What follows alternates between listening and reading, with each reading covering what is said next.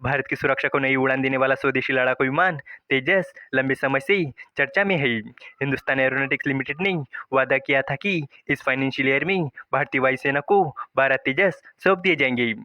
तैयारियां पूरी थी, ढांचा खड़ा हो चुका था, एवियोनिक्स टेस्टिंग पूरी हो गई थी और मिसाइल तक लोड करने की व्यवस्था कर दी गई थी। लेकिन जब सब कुछ तय समय पर होता दिख रहा था, तभी अचानक एक बड़ी रुकावट सामने आई है। अब सवाल ये है कि आखिर क्या वजह है जो तेजस की डिलीवरी को समय पर करने से रोक रही है। तो चलिए इस अपडेट को डिटेल में जानते हैं। लेकिन आगे बढ़ने से पहले एक रिक्वेस्ट है कि जो भी लोग इस चैनल पर नए हैं वो हमारे चैनल को सब्सक्राइब जरूर करें। इस काम के लिए कोई पैसे नहीं लगते हैं, बल्कि इससे हमें मोटिवेशन मिलता है। तो चलिए आगे बढ़ते हैं।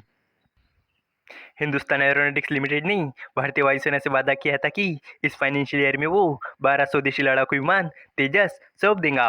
ये भरोसा इसलिए किया गया था क्योंकि माना गया था कि अमेरिकी कंपनी जनरल इलेक्ट्रिक इंजन की सप्लाई में कोई रुकावट नहीं आने देंगी।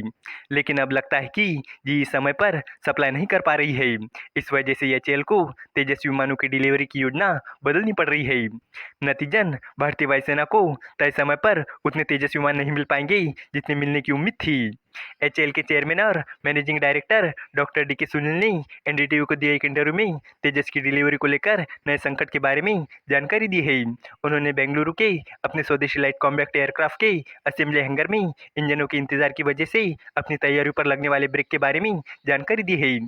उन्होंने कहा कि आप अपने पीछे जो देख रहे हैं वो तीसरा इंजन है जो 2 दिन पहले ही जनरल इलेक्ट्रिक से आया है।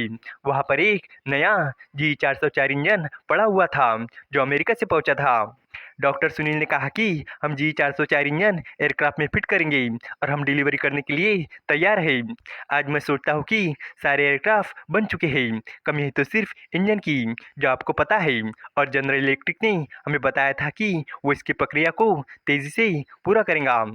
दरअसल स्वदेशी फाइटर जेट तेजस के असेंबली हैंगर में विमानों का पूरा ढांचा तैयार हो चुका है, एवियोनिक्स की टेस्टिंग हो चुकी है और मिसाइलें लोड करने तक के इंतजाम है।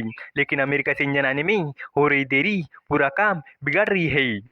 हिंदुस्तान एरोनॉटिक्स लिमिटेड ने इस फाइनेंशियल ईयर में भारतीय वायुसेना को 12 तेजस लड़ाकू विमान सप्लाई करने का वादा किया था, लेकिन इंजन पहुंचने में हो रही देरी से इस लक्ष्य को बदलना पड़ सकता है। एचएएल के चेयरमैन ने कहा कि खराब से खराब स्थिति में मैं कहता हूं कि जिस तरह से इंजन की सप्लाई हो रही है हम 10 की डिलीवरी कर पाने में सक्षम होंगे। उनका कहना है कि सॉफ्टवेयर और मिसाइल फायरिंग को लेकर भी हमें कुछ दिक्कतें थी, लेकिन अब इस महीने में जल्दी ही इसे पूरी तरह से ठीक कर लेंगे।